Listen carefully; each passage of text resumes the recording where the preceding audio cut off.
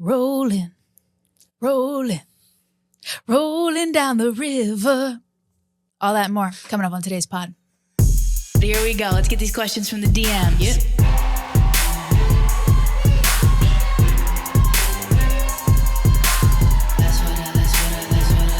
All right, well, that's what I heard. So what do you want me to tell you?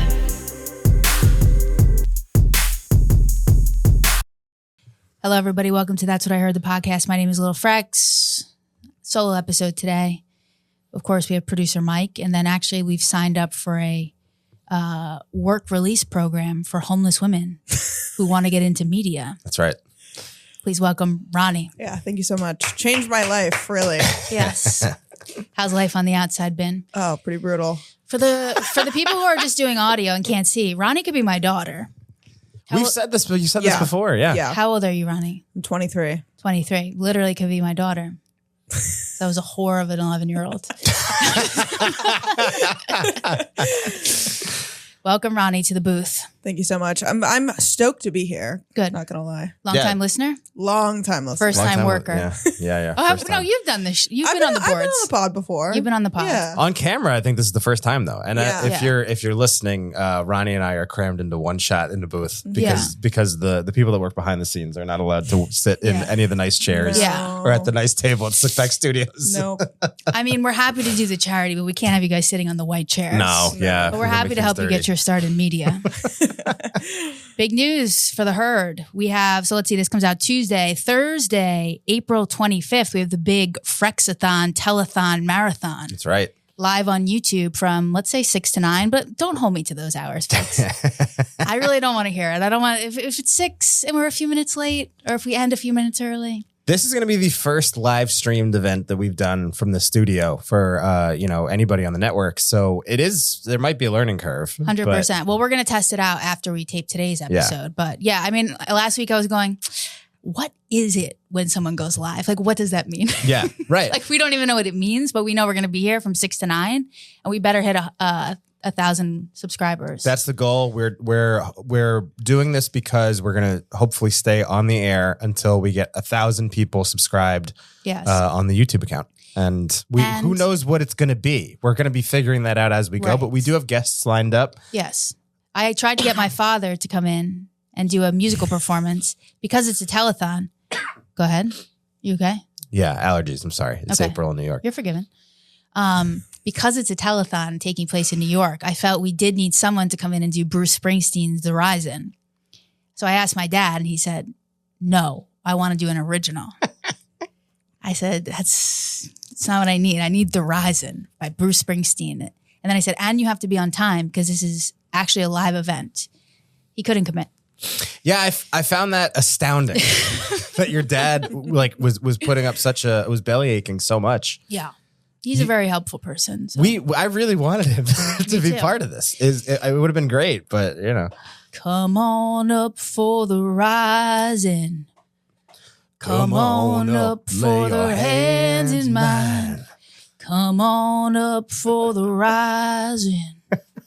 Like, we need that. We need a montage of 9/11 firefighters going behind us. Hey, don't spoil it. Well, don't spoil. Oh, hey, what about that Shark Tank thing? Do you want to do that? You guys said you're thinking of something. Well, I was waiting for our comrade Sebastian to kind of come back. Oh, he's here for the telethon. Sebastian will return for the telethon. I think we need a little more time for the pitch. Okay. Because I was trying to gauge when Sebastian was going to be back. Understood.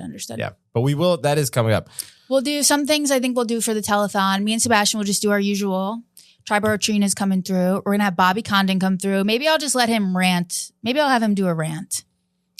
But listen, we've had Bobby in the studio a few times now. He's always prepared. Yeah. We love him. The man can rant. Yeah. It's great. I'm not sure. The audience will remember Bobby Condon from our human resources episode. Mm-hmm. He is a human resources professional, and he did not give our work environment high marks. He did not, but we're learning, we're growing, and I have enrolled Ronnie in sensitivity training. Uh-huh. Yeah, thank you, Ronnie. Yeah. Who else? We'll have Christina Hutchinson and Donna Guerreros. We'll come do some type of tarot card woo-woo segment.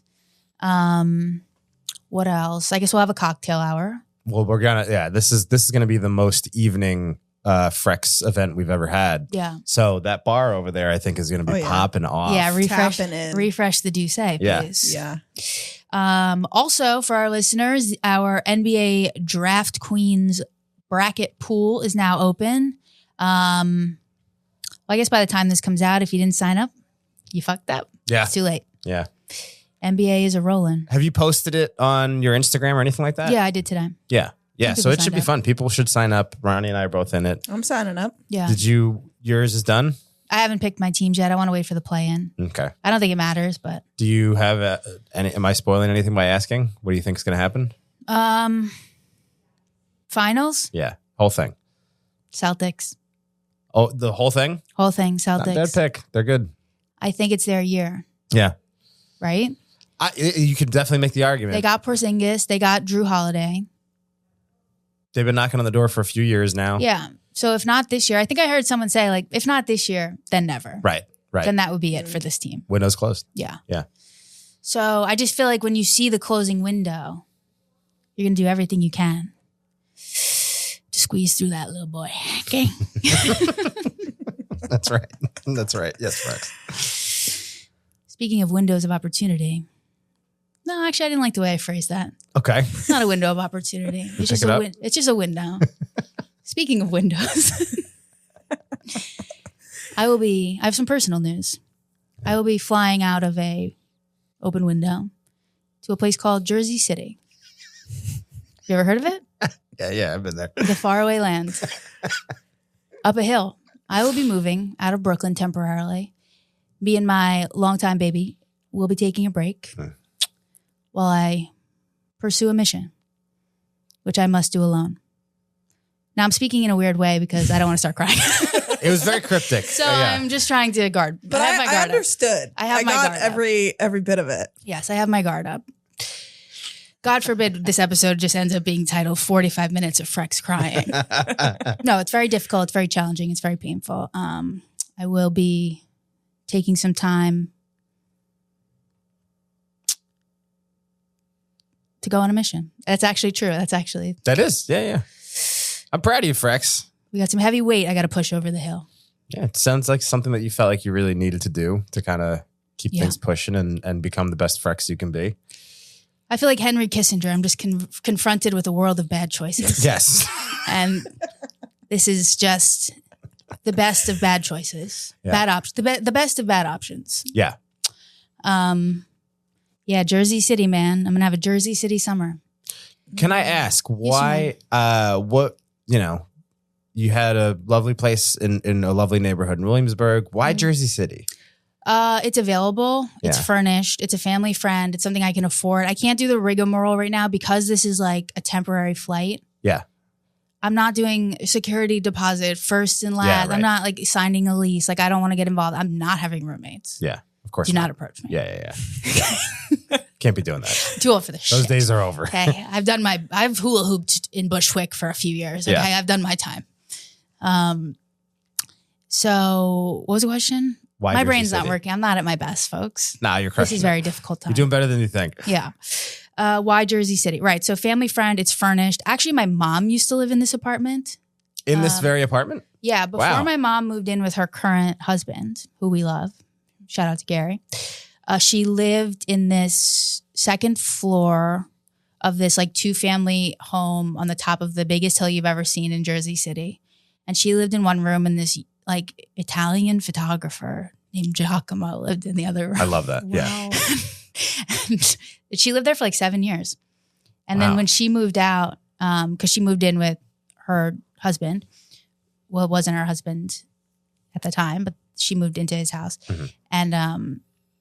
And it hasn't really been lived in since. So like there's furniture there. They bought a new bed. There's a bed there. It just seems like, again, Henry Kissinger. Yeah, right. This is the best of horrible options. Yeah. It just seems perfect. Like someone that I know, we could do cash. We could do, right. I need to be like living I need to be a little free right now. That's the whole point of this. I need to be independent. I need to be completely focused on myself.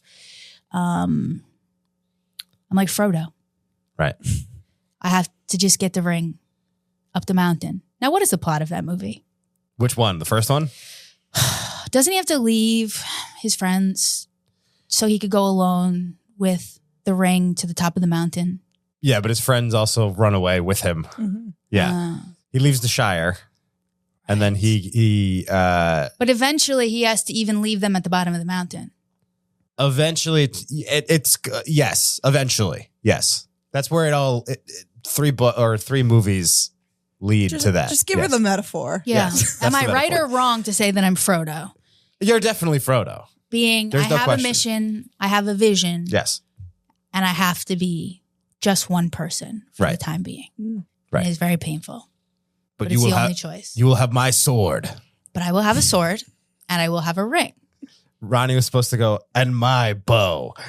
Wait, are you guys wait, that's so funny. If we had a third person, they'd go, and my axe. Yo, that's so funny. Like the podcast is now like the cast of Lord of the Rings. We needed Sebastian to be the dwarf. It's like, once we get to 50,000 subscribers, I can go home. Mission accomplished. Every episode we just get on, we're fucking shooting arrows and chopping wood with axes and shit. You quitting the podcast is throwing the Slickback Studios ring of power into the lava of fire. Yeah. And ending everything. Wait, quitting the pod? Why are you even bringing up quitting the podcast? You said 50,000 subscribers. Oh, no, then I'm allowed to go back home. Oh, well, that's fine with me. Because I'm leaving my home, you see. 50,000 is lofty, though. All right, relax. Okay, this is what, you know what? For you to go home? Yeah. That's, 6 months? 1 year? People better tune into the Frexathon. 3 years? I got to cap it at 3 years. I can't be out of my home for longer than 3 years. That's what I'm saying. But is 50,000 going to be our goal? That's a lot, man. The next telethon will be Get Frex Homeathon. Yes. But I think, doesn't it feel like maybe 10 is a good number? 10 is a good number. You go home after 10? I mean, well, we can't put limits on this, but yes, I have things that I need to accomplish.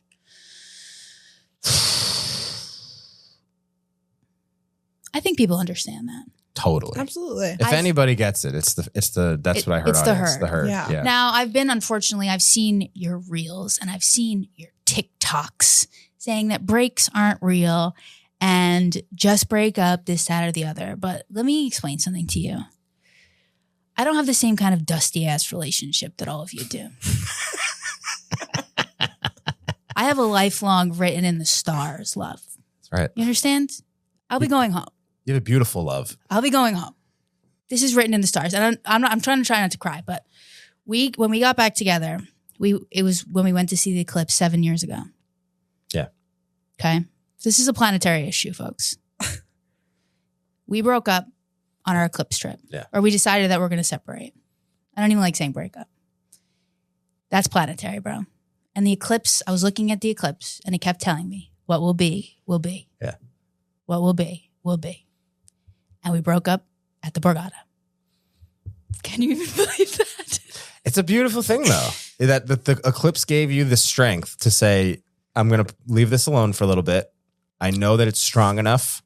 Yes. That I'm going to become a better Frex. Yes. And then we will reunite. Yes. And live a very happy life and have a beautiful, happy ending. That's what I believe. Yeah. Power of the moon.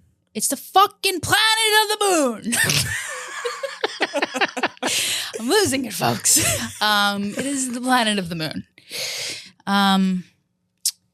Yeah, I mean, it takes courage because I haven't had the courage to do what I knew needed to be done. Mm-hmm.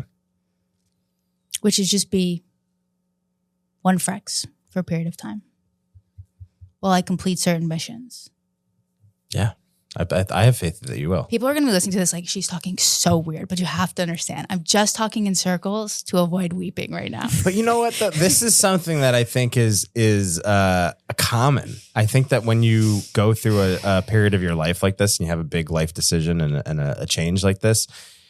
Keep the camera on you. We're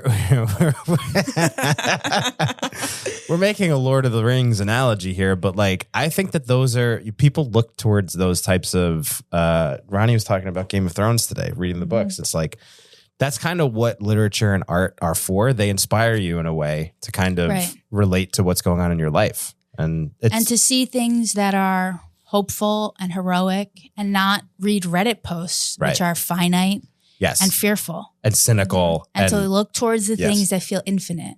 Right. There are literally things that, like, when I think about them, they feel like the smallest things in the fucking world. Mm-hmm. And it's filled with fear. Some part of this decision for me was really why it was so hard to make it. There was so much fear. But the fear was like, where am I going to get boxes? Where will I put them? Right. But this all goes back to like how I was raised. Because like, I never thought that I could actually do anything. Mm-hmm. Like when it was time to go to college, I was like, I love that everyone's talking about going to college, but I don't think I'll be going because I'm not sure how I would get there. Right.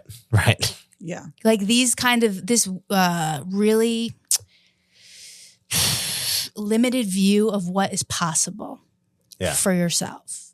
That type of thinking has run me in circles a little bit, if we're being quite honest. But why do you have that type of thinking? Because it seems like throughout your life you've lived, opposite that type of thinking.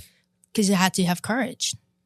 Right, but I think you have been courageous. I have been courageous, but you've done a lot of really cool things, even from a young age. Frex. This was a courageous push I had to make. Yeah, and have faith that. Can you believe I'm going to say this? If you love something, fill in the blank. Set it free. And if it's meant to be, it'll come back. Yeah. Yeah. And we know we're dealing with a planetary issue. Yeah. It's out of your hands. It's up to the stars. It's up to the stars. And you know when the next solar eclipse is? 7 years? 2026. 2020. Spain, okay. Yeah. Portugal. Where do you think I'll be? And who do you think I'll be with?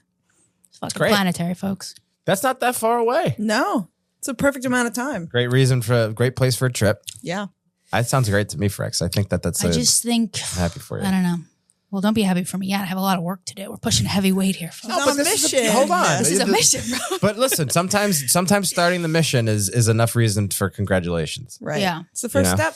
If you were going into space and you hadn't gotten there yet, it'd still say congrats. That's going to be awesome. That's so cool. Right. Yeah. You know? But I am kind of going to space because I'm going to a place called Jersey City. Right. Where no man has been before. Untouched The land. Jersey City part will be temporary. And then I'll figure out like something more permanent. But I'm not getting involved with like leases. Yeah. I'm just not getting involved. No, cash in an envelope. That's what I need. So I'm going to go from one family friend to another. Yeah. Family friends hit me up. Yeah. Trying to think if there's anything else I want to say about that. Oh yeah, we were talking about finite versus infinite mentality. And there are certain things, groups of like, I don't know, there's just certain things that when my mind falls upon them, they feel really small. And those are always accompanied by fear of dumb shit. And then when I look towards things that feel really expansive and really infinite, I just have to go with those things.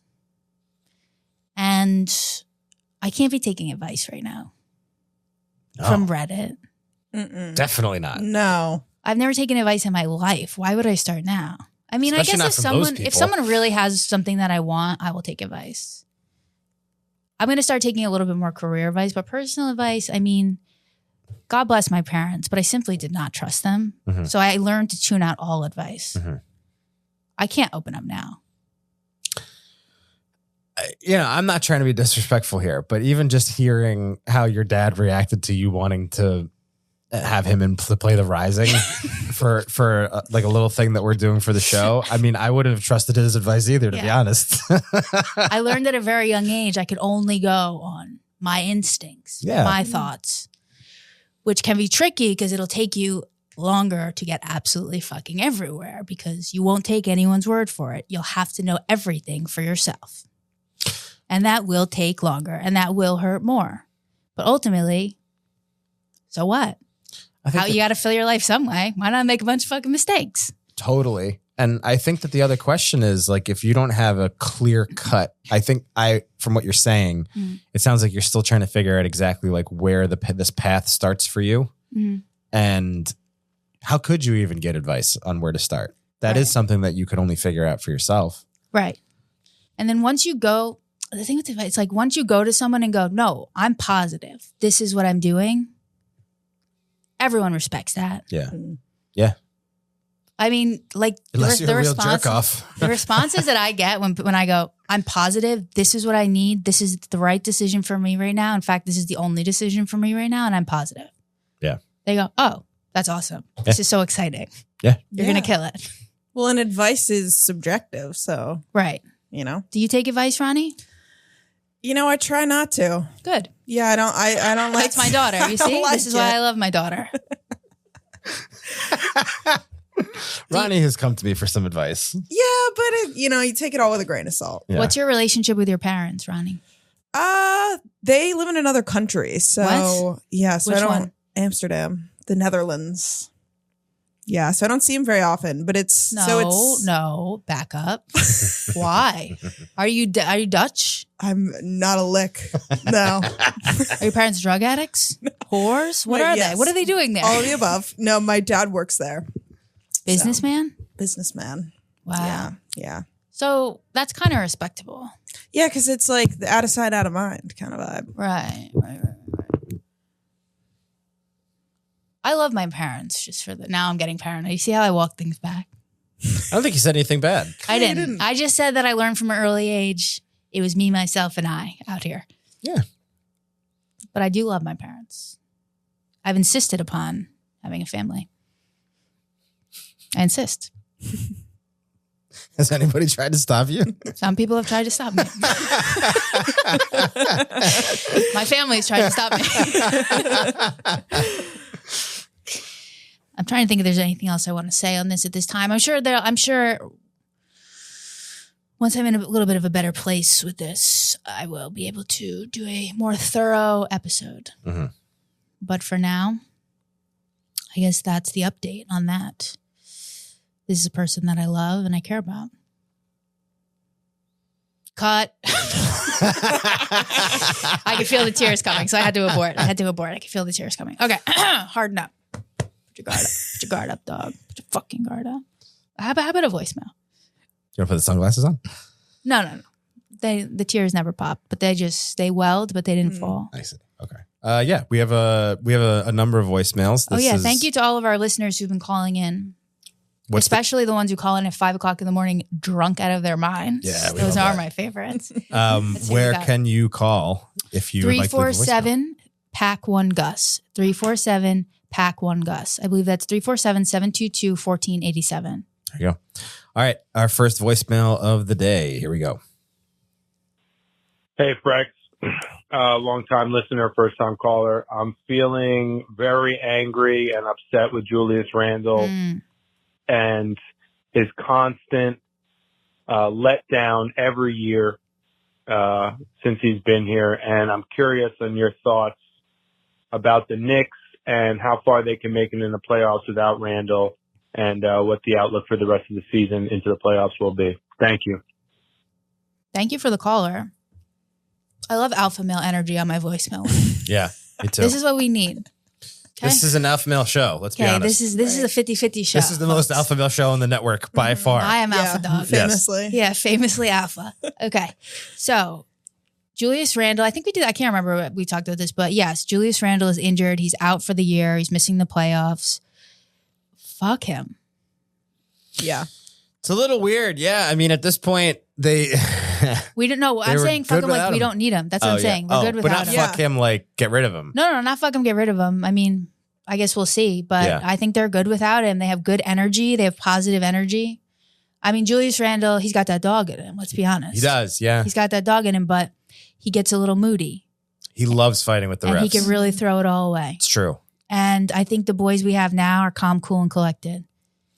I do actually really wonder about him in the off season because I think if they're going to move him, it's going to be, I mean, it's kind of hard coming off of a shoulder surgery, but it does kind of feel like the team in a lot of ways has kind of moved on from him. Energetically, they've moved on. I think you hit the nail on the head, Michael. It's the Villanova boys. It's like, it's Brunson's team at this point. It's the Villanova boys team. Yeah. It's that goofy sweetheart like energy. The boys, tough. They're tough. They love to practice. They try so fucking hard. Yeah. Yeah, they're diving for balls. They will run. They will dive. They are nerds. They are basketball nerds. And that, I think, is the team character now. I agree. I think iHeart fits in with that. Yeah. And then OG fits into that perfectly. Yeah. Very absolutely. soft-spoken young man who loves to practice. Yeah. So he's a good boy, OG. He's a sweet boy. He's very quiet. He just loves playing defense, shooting threes in the corner. He loves to play defense. He loves playing defense. It's great. It's beautiful. Now, the Knicks have drawn Philadelphia 76ers for the first round of the playoff series. Some people are worried. I'm at a point in my alpha journey where I am on group texts where people say what they think about sports. Mm-hmm. That's a real upgrade. That's how bad it's gotten, folks. So some people are worried. They say that they wish the Knicks had gotten Miami. Miami would be easier to beat. I disagree. First of all, Miami beat us last year. Mm-hmm. Second of all, Embiid, with all due respect, is fat. Yes, he's coming back from injury. He's not in game shape, as they say. He huffs, he puffs. Yes. He blows that house down. Those Villanova boys are going to push the pace. Yeah. They're going to get every rebound and chuck that ball down the court. Embiid's not going to know what hit him. Yeah. If you make that man run for 30 minutes, it's a wrap. He's injured. He's got a knee injury. Yep. He's obsessed with getting fouled. I'm talking about Embiid, folks. He's obsessed with getting fouled. They call him the free throw merchant on Twitter because his whole game is like just falling down, getting fouled, going to the free throw line. And that's how he gets his breathers because he gets wheezy. So he takes a breather while he's at the free throw line. And that's how he gets his points. Hey, not today, hon. The Villanova boys are going to push the pace. Yeah. What do you think?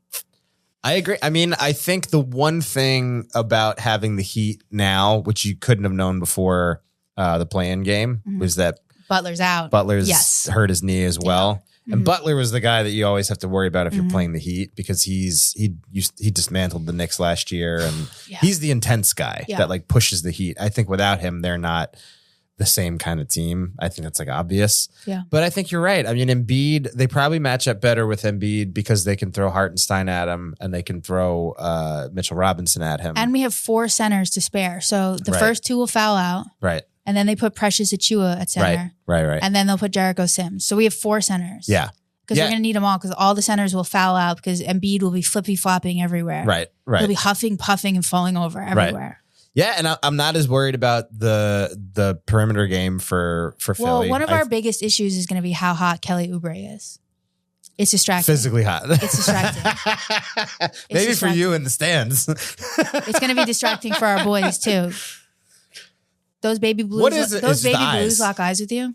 If I had to put together like how people do all dog teams. Yeah. If I had to put together like all pretty boy teams, Oubre's on. It would be Oubre, first team all Nick pretty boy. Claxton. Okay. Imani Bates. These are pretty boy. Beautiful like, man. They just look at with the eyes. So I think like the eyes, if Kelly Oubre starts throwing eyes He's very soft looking. at our boys, Yeah. they're going to go down in a puddle. Yeah. Knees are going to buckle. Like they're going to be down for the count. That's the biggest threat. Ronnie's a lesbian and she's even still just like looking. Because these are pretty boys. No matter who they are, they're like, it doesn't even matter. I only named 3. I'm going to have to come back to you next week with the other 2. Sorry, folks. I am not at my best, as I said. So yeah, I think we can beat them. I think the Knicks can beat the 76ers. I do too. I picked them in the Frex pool. I think it's a lot of these first round series I think are going to go 5-6 games. Yeah. And I think I picked the Knicks in 6. I don't think it'll be like an easy round 1 for them. It won't be easy. I do think they could beat them. I think you're right, Frex. But I mean, that man Embiid, he's like building 7. Yeah. He's going down. And nobody's touched him. He's going down. And we don't know why. He's just collapsing everywhere. Yeah. Speaking of collapsing everywhere, Klay Thompson. Oh, yeah. I actually felt really bad. Is Klay first team all pretty boy? Actually, yes. Thank you for bringing that up. Thank you for bringing that up. Yeah. He's got those eyes too. We'll have to put this like a visual together. Yeah. Pretty boy. All pretty team. Okay, so Klay Thompson, who I guess once was like one of the best. I don't know. I wasn't here for that era. Mm-hmm. But he was, yeah. Hall of Famer. Okay. So people have been saying he's washed now. And then he cries a lot and he kicks chairs. And I totally understand because if you used to be really good and then you're not doing that good, that's really painful and hard to deal with. But they had an elimination game against the Kings, Sacramento Kings. Klay Thompson went 0 for 10, got 0 points. Yep. And as he walked off that court, they weren't even at home. He stood and he looked around. Did you see that clip? I didn't, but I did see he had a bad game. He stood in the middle of the court and he just looked up and he looked around. And it was like, that might be the last time. Yeah.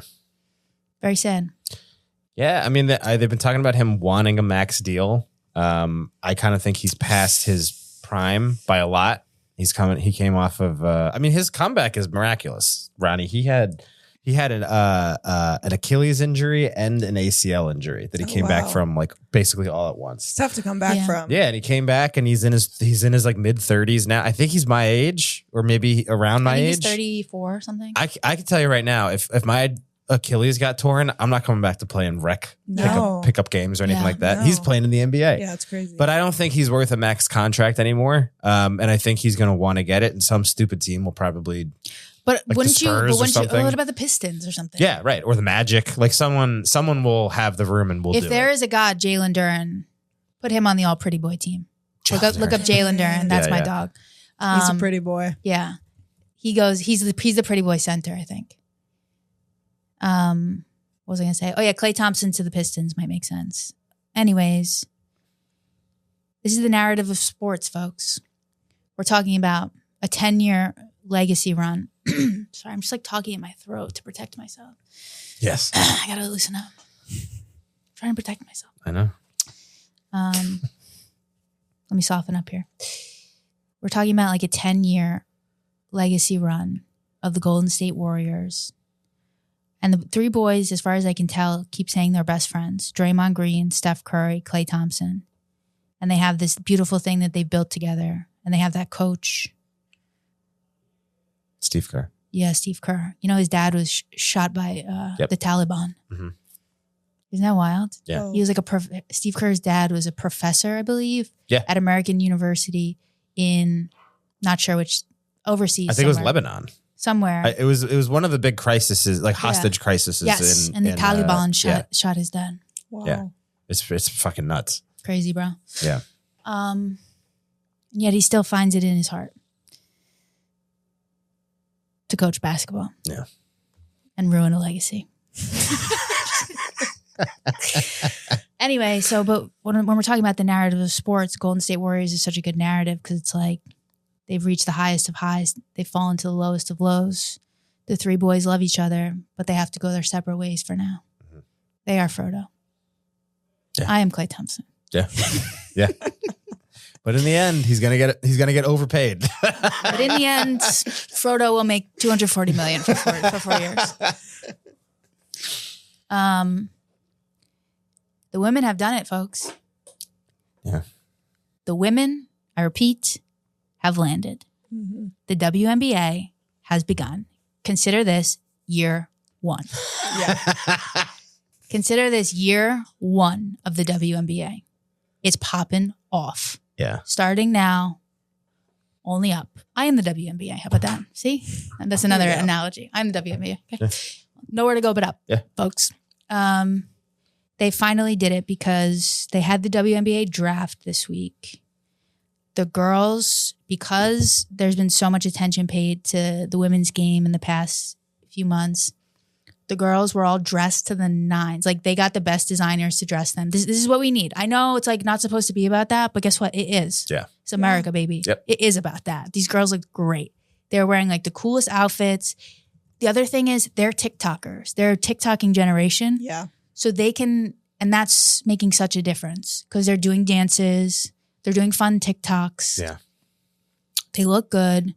Caitlin Clark nearing a Nike deal for her own shoe worth over 8 figures. Or not over 8 figures, 8 figures. Like 20 million probably. Good for her getting paid. Yeah. It's great for her. She is the Joel, what's the man's name? We talked shit about him for an hour. Embiid? Joel Embiid. Caitlin Clark is the Joel Embiid of women's basketball. Yeah. She's boring as fuck, but the numbers are there. But boy, am I asleep. The numbers are good, but boy, am I asleep, folks. Boy, am I sleepy. Good for her, though, getting paid off the shoe. She really lit this fuse, And the other girls were just the right group of girls for the right time for this plane to take off. You agree? Good. I do. Yeah. I mean, I can't remember. You're so sexist you can't carry it, but you will. That is so not true. You will. I second that. You'll see Cameron Brink out there. And you're fired. No, I mean, I think it's the first time in my life I can remember the WNBA draft being even a thought. Yeah. I didn't even know when it was until this year. And now it was all of a sudden, it was like on television. It was in my Instagram feed. It was, I can't remember. I actually knew the names of like at least 3 or 4 of the women that got picked. I cannot remember a time when that was the case. So it's good for the women's game. They're getting to a place where it's like there's interest. I think I saw that her jerseys are already sold out, like completely gone. Yeah. I mean, that's pretty cool. Good it's on and popping. Yeah. And I'm telling you, I hate to make it about this, but it's because they looked cool. It never hurts. Never hurts. It's the whole thing. It's the whole game, folks. And it's like this for the men too. It's not a sexist thing. Yeah. I'm talking about all pretty boy NBA. Well, I know. I'm talking about hottest teams. You know what I mean? Like it matters. And they looked fucking cool. The outfits were fucking cool. Yeah, it has helped. The vibe was good. The TikToks were good. That's what I heard. That's what I heard. Shohei Ohtani appears to be innocent. Just a follow-up to our gambling betting. Actually, we have more follow-ups to our breaking news gambling stories to hit the NBA sports world. Shohei Ohtani appears to be innocent. That's baseball. Check that off. Mm-hmm. Our friend Jonte Porter, who we told you about a few weeks ago, has just received a lifetime ban from ever playing in the NBA because after an investigation, it was found that he indeed was betting on games, passing on information to gamblers, and claiming illnesses to influence a wager. He disclosed confidential information about his own health status to an individual he knew to be an NBA bettor ahead of a March 20 game. Porter claimed to suffer an illness during the game and only played 3 minutes. An $80,000 online bet was placed ahead of that game, saying that he would go under on his points, underperform, and that bet would have paid out $1.1 million. But DraftKings flagged it and did not pay it out. Let me stop there before I finish the story. That's kind of fucked up. Which part? Of DraftKings. Oh, they should pay that out. Yeah. Yeah. No, but like they should have paid out that. Sometimes DraftKings and the sports books, they get mad when people are winning. That is true. And they'll kick you off the site for just like legit being good. Yeah. It's never happened to me. But it does happen. But it does happen to people. Yeah. I mean, where when I sign up for DraftKings, do I sign a contract saying that I agree to be honest? It's a good point. I'm sorry. We're gambling on sports. Yeah. Where in a million years, in a million user agreements, did I agree to keep it professional? I'm with you. They need to pay out that fucking money. I don't care how. What'd you say is $1.1 million. Yeah. Back to my information. Right, so DraftKings froze and did not pay out that bet. Now, while Porter was on the Raptors G League from January to March, he placed 13 bets himself. He placed 13 bets on NBA games using an associate's online betting account. Those wagers ranged from $15, now we're talking my language, to $22,000. He placed $54,000 worth of bets on the NBA during that 3-month period. None of those bets were in games he played. But one of them was a parlay, which included that the Raptors would lose. Really? I didn't know that. Yes, and they won. And so his bet didn't even hit. But one of his bets that he placed during that time was that the Raptors would lose, his team. Ugh. And they won. Can you fucking imagine? If I'm him, I'm pissed. He must have been doing everything he could. Yeah. Well, that's the thing. Team player. Go deep. As we established, he doesn't even have the power to swing a game. No, I know. Because he's not a starter. He's not a bench guy. 8 minutes a night or something, yeah. Yeah. All in all, he ended up profiting $200,000 from all those wagers. That is not worth it. Yes, not Right. that's not a lot of money for all that. And they were saying he was making like all in all, I think it was like $400,000 a year, but then like $2.2 million over time from playing in the NBA. And then he made $21,000 off these bets. Really dumb. It's dumb, but he obviously has a problem. This feels compulsive. Like this feels like he has a gambling problem. Yeah. Or it could be that, or it could just be he thought that he was clever enough that whatever he was doing wouldn't be caught, and he could kind of stretch some of that NBA money because he's not going to get a $20 million contract or something, But either way, it doesn't. I mean, it was a dumb thing to do. It was a dumb thing to do. I'm sure he's not the last to go down for this. No. This is just beginning. This is just beginning, and I kind of feel like it's really murky territory. First of all, that the NBA itself and all these sports leagues are sponsored, and all they fucking talk about is FanDuel, DraftKings, and Caesars and MGM and the books. Every commercial is sponsored by the books. Every segment they do is sponsored by this. Frex, they're not just sponsored; they're partnered with these books. They're partnered with these things, Their sponsor would imply like I gave you money and now like you. But they have a piece of this action. This is inextricably linked now. Yeah. And whose fault is that? That's the league's fault. Yeah. So you're not going to let a guy. It's tough because it's like insider trading, I guess. Well, that was part of the whole issue with the Ohtani story was that they weren't if the interpreter had placed bets on baseball, he was going to be in more trouble because he's in these locker rooms. He knows who's pitching. He knows who's hurt. He knows you can bet an under for innings pitched or all that stuff. But then it's like if you're on an NBA team and you have the flu and your girlfriend is home with you while you have the flu and she's on the phone with her mom and she tells her mom, Jackie has the flu. Mm-hmm. He's not doing too well. And then the mom tells the neighbor and then the neighbor places a bet that he's going to go under on the points. That feels fair. That is fair. Yeah. You can't get in trouble for that. I know, but that's insider trading. Yeah, but it's a little different. It is, but it isn't. Because I think that's what Vegas does. Vegas has all this information. That's why Vegas sets the lines and everything. So you have guys in Vegas that are real gamblers that know certain things. Like the one of the famous ones is the national anthem at the Super Bowl. You can bet on how they'll like set a number and they'll say like 2 minutes for like the length of the national anthem. You could bet over or under. Yeah, but someone who works at the stadium who saw the rehearsal could tell you that. That's what I'm saying. They used to do. So like guys in Vegas used to go like, all right, like Pink did the national anthem and she hasn't gone over 2 minutes all week. She ran it like 4 times. So bet the under, So that's not illegal and that's really not even immoral. That is.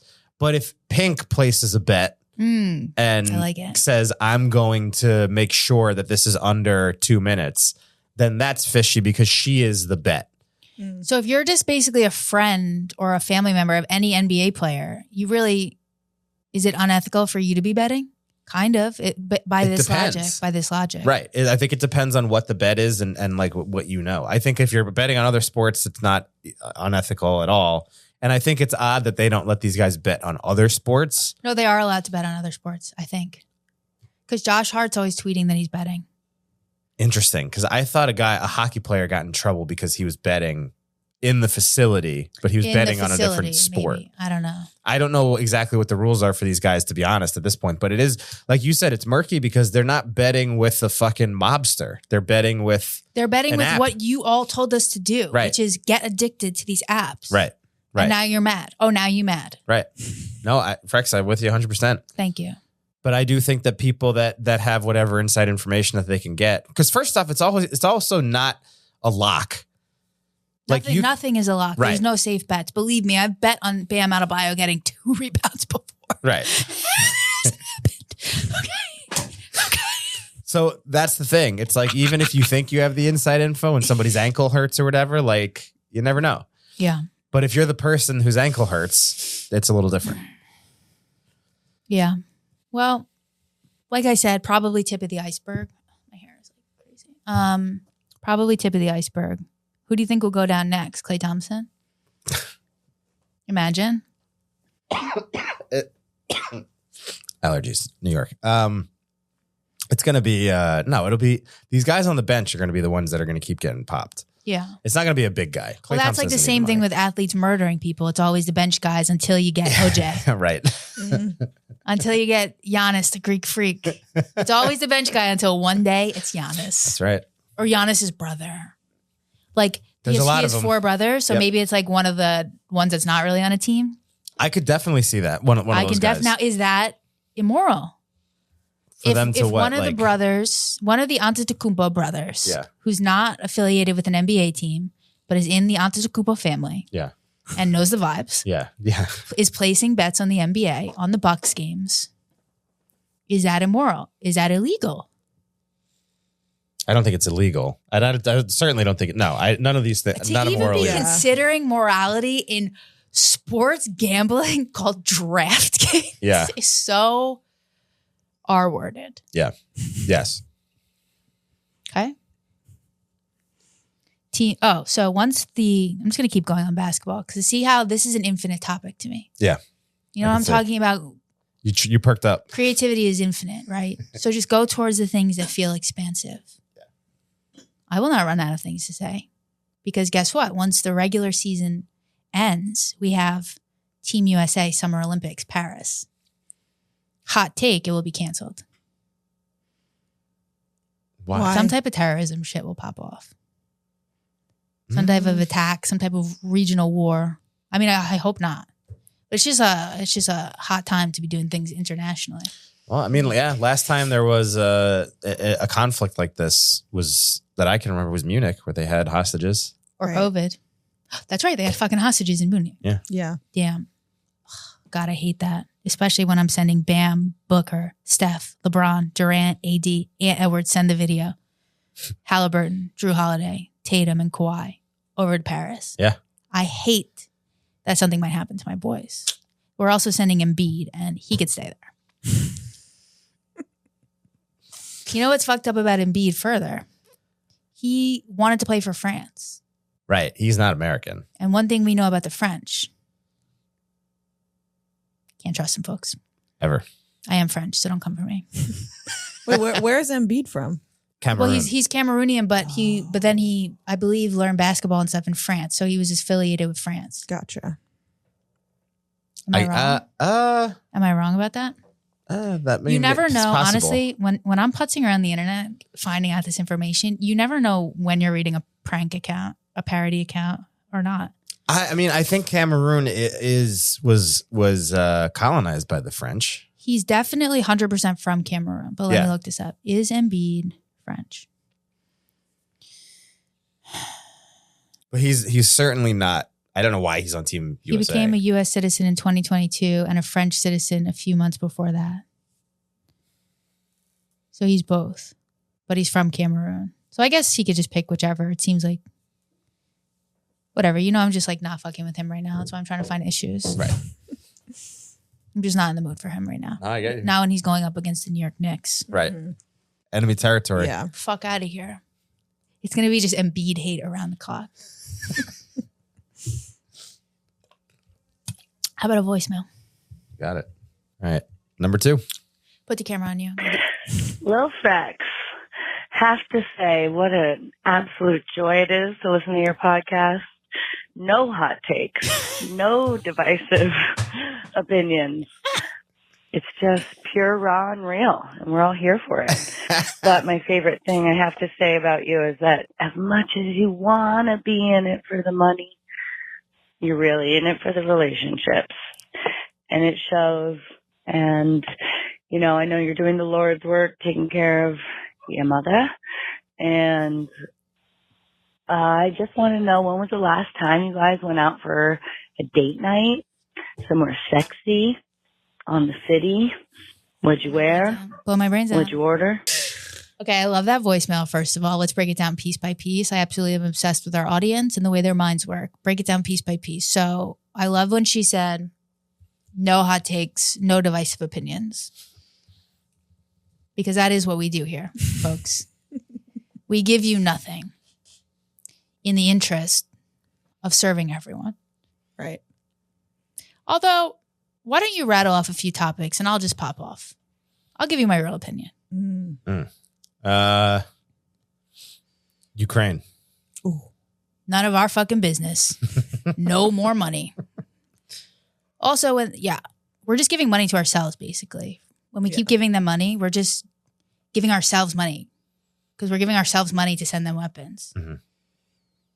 I mean, spheres of influence, not our business. Next. O.J. Simpson. Guilty, but a debt that was owed. Guilty, but I'm okay that he got off. Interesting. Abortion. This is going to be hard. Is it? Ready? I don't care. Really? Really. I live somewhere where it's legal. I would hope that everybody could, but like, if I don't care. I don't think it's as important for women as we make it sound. Right.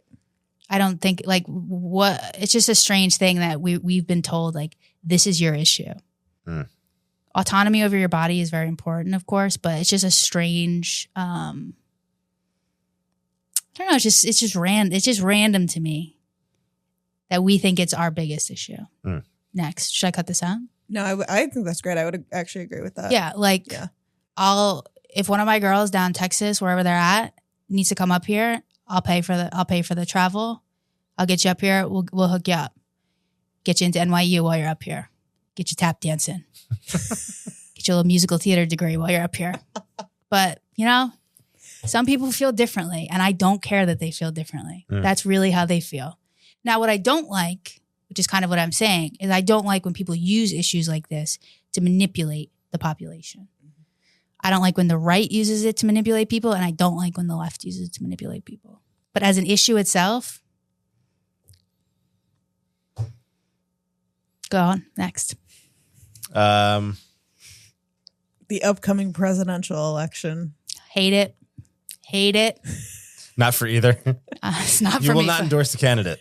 I will not endorse a candidate. Look, I like to joke around and say, if the election was today, I wouldn't vote because I hate both of these people. But that's probably disingenuous. If the election was today, I would probably just cuck it out and vote for Biden. Because I don't want Donald Trump to be the president again. We just can't survive. I hate the chaos. But then I don't like Biden either, so. Yeah. But just from a chaos standpoint, the most important quality that a person can have is seeking to create calm instead of chaos during this time. And neither of these men are getting it done. But Donald Trump is way more of a nightmare. Yeah. Yeah. I'd say that. Yeah. Michelin star restaurants. Have I ever even been to one? Yes, you have. Have I? Yeah, I'm sure you have. Okay. Is the industry Michelin rated? No, I don't think so. The pizza place? Yeah. But didn't you go to Rayo's not that long ago? No, I've said I wanted to go to Rayo's, but I've never been. And I don't think Rayo's is Michelin star, but Rayo's might as well be Michelin star. Yeah. Okay. It's iconic. Legendary. Iconic, yeah. Next. You want another one? I on that note, okay, how about this? A bar having a rating below an A. Does it bother you? It's tough. The one I worked at was A. It was like so clean. They were so all about the making sure everything was tip-top shape for the inspectors. This is the toughest one you've asked so far. Because I'm telling you, because that inspector will come and they will put a thermometer in the sour cream. Yeah. And if it's like 1 degree off, you fucked. Really? Yeah. It's that bad? It's that bad. And it's like, I happen to work at a really good place where they really took pride in keeping everything spick and span clean, everything up to code. And they've been keeping it that way for years and years and years. But if you're to come in and like buy an old building in New York, it's really hard to keep those basements like nice. Mm-hmm. Yeah. And I don't know, people are struggling financially. It can be really hard. And they're really, really strict. Like if there's like a loose Marlboro Light near the forks, that's a B. Yeah. Also, if you as an employee on the floor have like an open glass of water, that's a B. Yeah. Really? Yeah. Yep. No shit. Yeah. It's like, I'm glad it exists. Like we need to make sure that our shit is spick and span. Right. Is that a slur? Not the way you used it. Okay, good. It just occurred to me, like, wait, does that have like a bad? I think it can be if you use it as a slur. Okay, good. I just want to make sure it didn't refer to something because you know when you use these terms and you've been using since you're a kid, you're like, now what was that about? Yeah, no, I don't think. So we want some regulation to make sure that things are clean and people are safe and the city is nice and beautiful. And then sometimes you don't label the lemonade because you took a few many shots. And you don't put the tape on that says lemonade March 14th. And then they find that unlabeled bottle and you're fucked. Yeah. You're going down. So, you know, it can really go either way. That was my most wishy-washy answer. Okay. It's a good answer. Now, how do we get on this? Way. About everything? About the bar. Yeah. Do you think that I gave any answers that were like yucky? Not at all. No. That's awesome. But that is my biggest fear. Will any of it end up on the cutting room floor? I'm going to try to have courage because I'm in a courageous place in my life. Yeah. So I'm just going to try to have courage. Because Frodo would not cut. It's true. Now how the fuck? Oh, we were on a voicemail. Okay, that was it. No hot takes, no divisive opinions. Date with mom. And then she told you you're doing the Lord's work. That's right. That was really nice. And then she asked when I've been on a date night, and I can't think about the past right now. I'll start crying. Mm-hmm. The nicest place we've been, like the most recent place we've been, was probably the Borgata. And look what happened there. Right. Okay. It's no longer dreams come true and dreams end. Just kidding. It's not. Let me reiterate. The dream is not ending. I just must go on my hero's journey. That's right. Thank you for the call. I don't think I answered your question at all. That was the best I could do, though. Should we do another one or should we just go to bed? It's up to you. One more. Okay. And then we go to bed, folks. I have to fire someone, but they're on a Disney cruise with their whole family. What should I do? Please help. Ah, that's the drunk calls. That lady is at the club. There we go. I love when my audience Shut up, I'm calling the Frex show. From the club. There's a really funny one. That is really funny. I have no advice. Okay. I mean, first, I guess the advice would be going forward, you need to do a better job assessing people's character that you hire. It's her fault. I'm going to put this back on you. I'm going to victim blame you.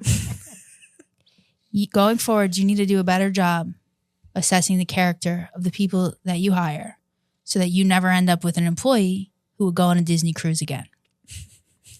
Okay? There's one, I don't know what number it is, but this guy called in at 5 o'clock this morning and was talking about the NYPD came to his house. And then he sent me in DMs corroborating evidence and photos about his neighbors doing a noise complaint. I guess we'll do that one next week. I'll play the next one. Let's see. Maybe it's that one. Fingers crossed. Okay. Real New York situation I've had going on. So about 2 months ago, I'm listening to music by myself. It's like 11 p.m.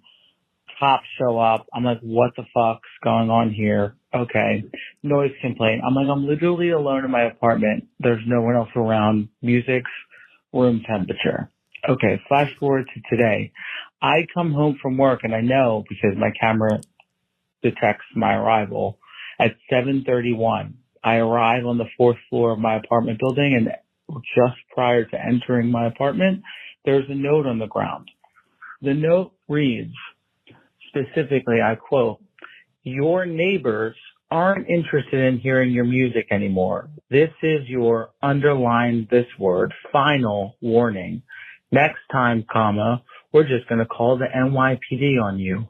And this part, this little happy face they drew next to it,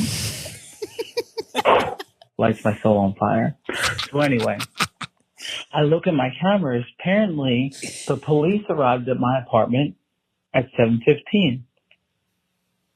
Almost, or a little bit more than 15 minutes after I arrived in my apartment, which tells me that this wasn't a final warning.